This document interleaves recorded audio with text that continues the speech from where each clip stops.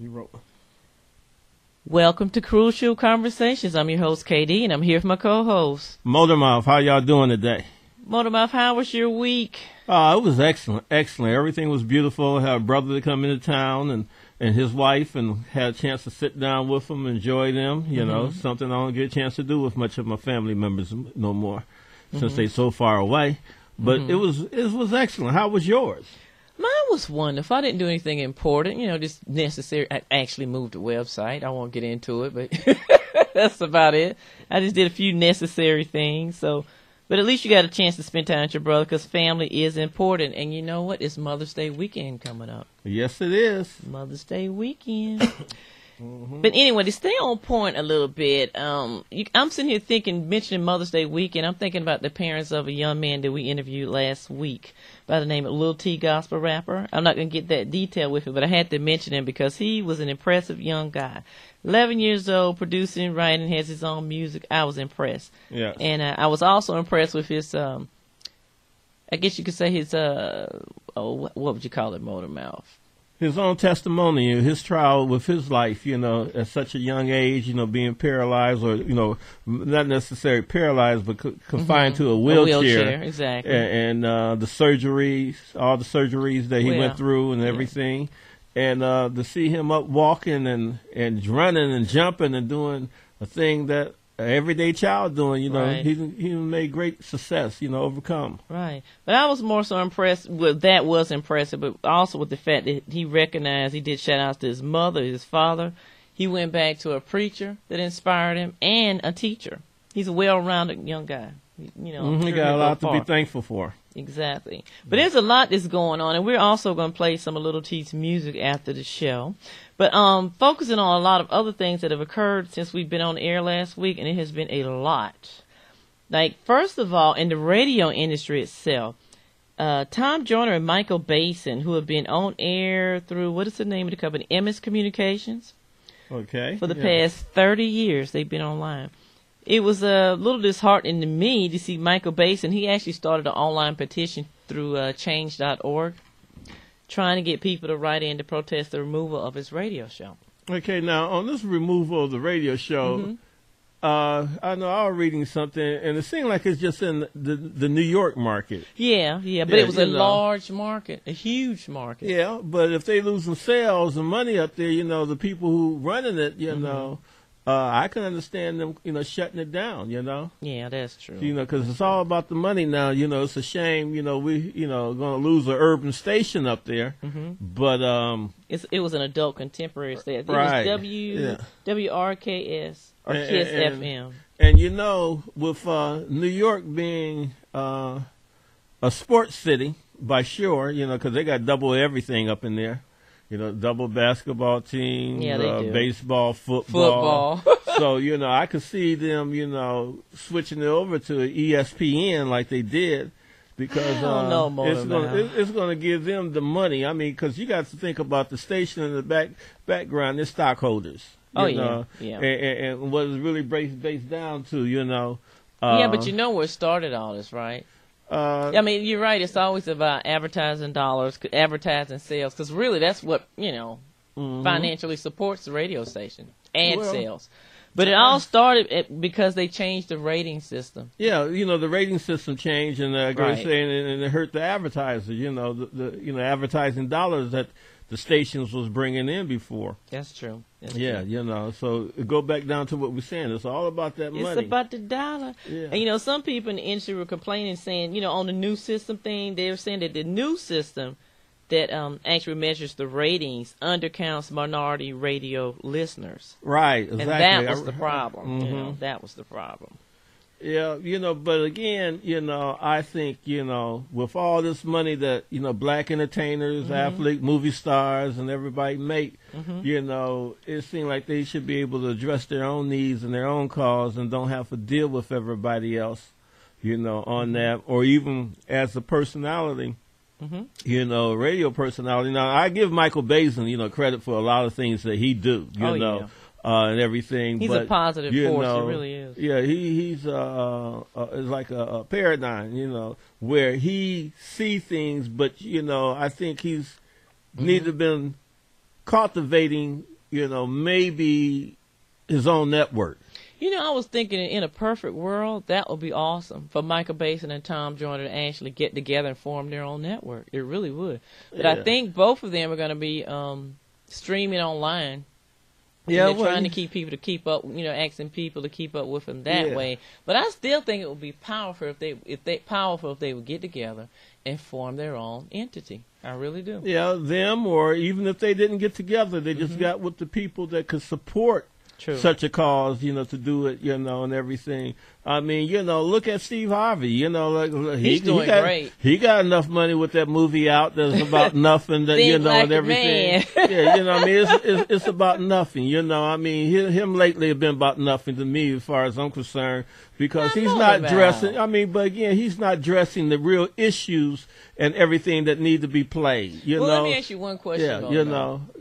Because I have not seen the movie. I'll be the first. Oh, I ain't even talking about the movie. I'm just talking about what he's doing in general, to do. But I have read the book. But I'm not even talking about that. I'm not even trying to promote that. I'm just talking about the cause of what's going on with Tom Joyner and Michael Basin. That's another person who could have been in that pot that have been, like we said, is doing good. He's doing better than all of them, and he's been a pioneer in black programming for a while. Yes, he has. Right. And he could even been spearheading something like this coming down the road.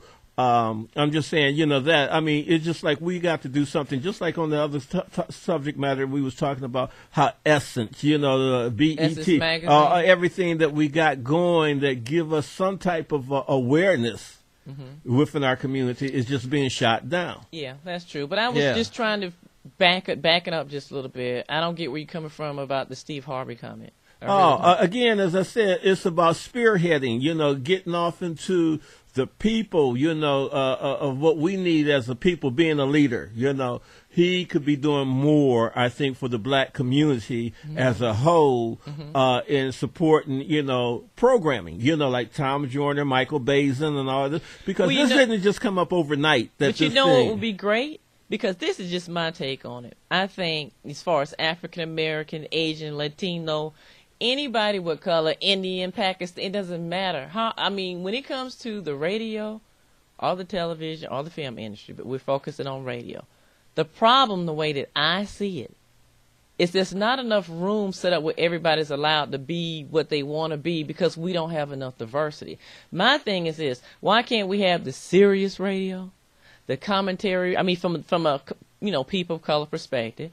I would love to live long enough to be in a world where we'd have serious comedy, cinema verite, deep documentaries, silliness, activism. Why can't we have it all? Well, the problem is we don't have enough diversity. We don't have enough people in each area. It's that the idea that those that go out there and do it is not conscious of that, because at one time we had all of that.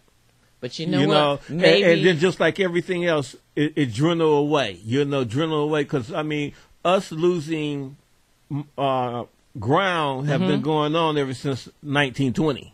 I agree with that. So when we go back to think about when we had our own black filmmakers, our own black theaters, and everything else, and then when we decided that we wanted to go across the railroad tracks, we began losing attention to what we had. Yeah. Until we got brought out, you want to say. And so now it's still like being you said sold earlier, it's about $1. It's about money. Because you can't be brought out unless you allow somebody to buy you out. Unless you've been brainwashed that you think that you need to be brought out. Because that brings down some other things that we're going to talk about, I think on the show, how this brainwashing is actually going on, where people think that they need something when they really don't need it, especially with television and everything is going on, that 99.9 of the people is not in the real world no more. It's because the real world is not what we see on TV and all this other stuff and well, of course not. That's why it's called entertainment. Yeah, you know. Let's get real. But people, I mean, I would hope that when people look at something that's really entertainment, that they don't think it's really reality. But a lot of people live their reality. If they didn't really live their reality through Entertainment Tonight, TM, and all these other television shows, all these other things wouldn't be out like that. I mean, look at the television programming now. It's really piss poor. I mean, you know, we just don't have anything out there of really any value. I mean, like in the evening time, if you're not watching somebody doing forensics audit, I mean, CSI and everything. Yeah, you know, the forensics thing and looking at the corpse and the gruesomeness and everything. That's I mean, pretty much all that's on now. On I don't care what mainstream station TV. you turn on to. Yeah. Yeah, you know, if you're not paying for cable, okay. You know, so as I say, you know, there's just so much going on, the missing the real world, that people just don't think no more. I mean, look at it, you know. Well, if you want to get close to the real world, if we're not counting people that don't want to pay for cable, you can always focus more on public television. You know, it's a little closer to reality, just my opinion. I personally love public television. I've looked at it my entire life, and I like it. And even, you know, cable, I like all of it.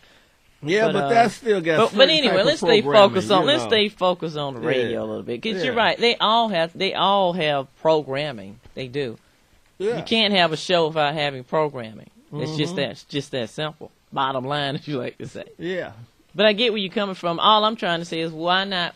I would love to be in a world where people of color would be able to be themselves and have programming, whether it's entertainment, as you want to call brainwashing, serious stuff, comedy. Regardless, I still think there's enough room for us to hit every genre under the sun and do it well. But, you know, that's not reality right now, but it would be nice if that would occur, I think.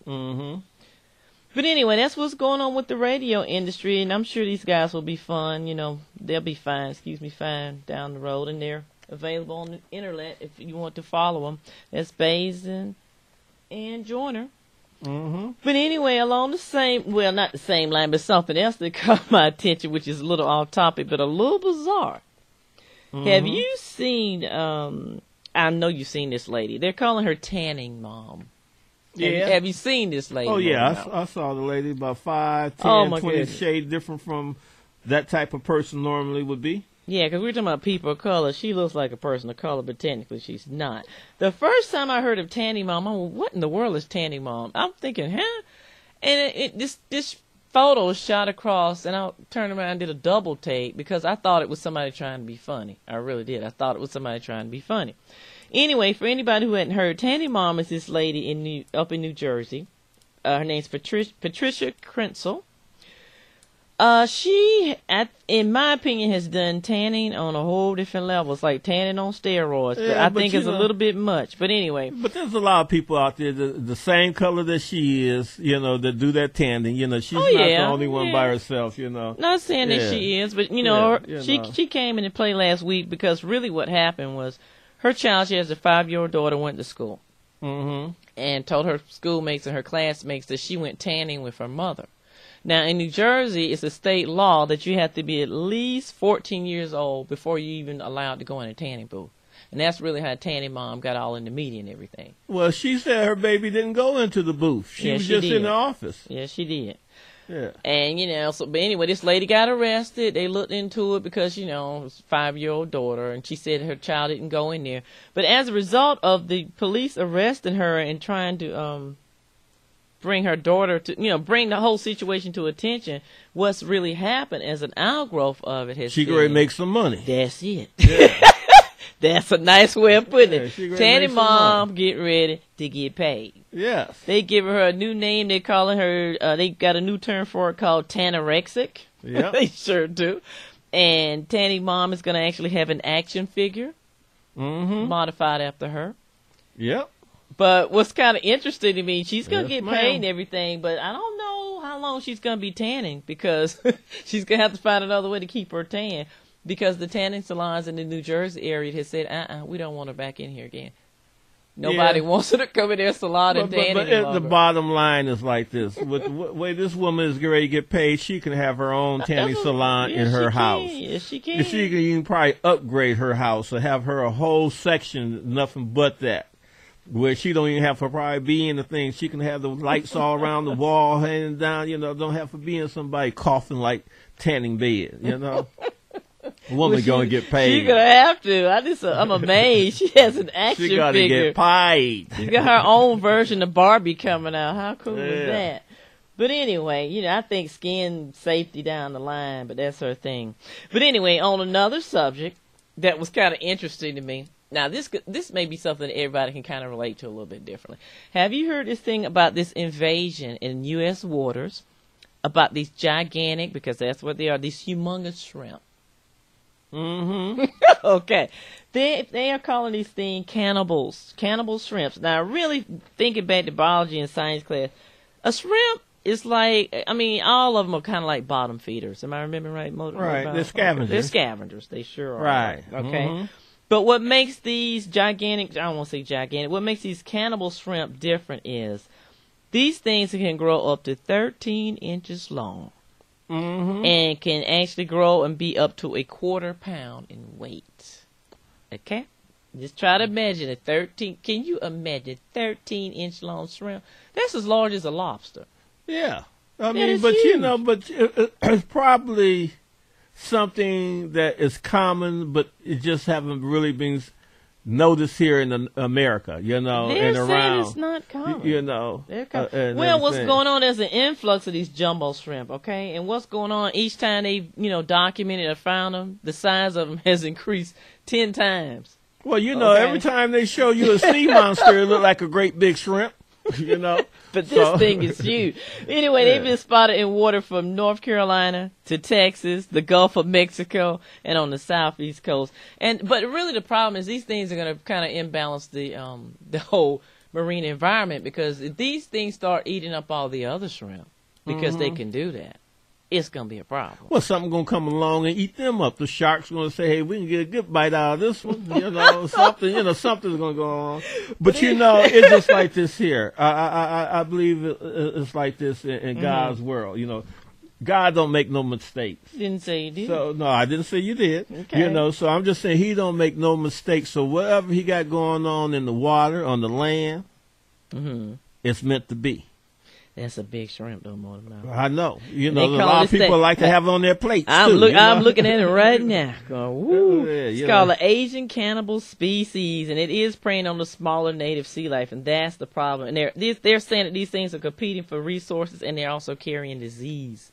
And see, that's another problem, Mm-hmm. So, the scientists in the summary are saying they don't know exactly how this Asian variety of shrimp got into the Gulf course, but they are altering the fragile marine ecosystem, and I can believe that because this thing is huge. Mm-hmm. But they want everybody to know that let me stop laughing and be serious for a minute. The USGS, they're looking into the influx of the tiger shrimp, okay? And they want anybody to know that if you spot one of these giant Asian cannibal shrimp, to immediately report the location that it was spotted at to the USGS.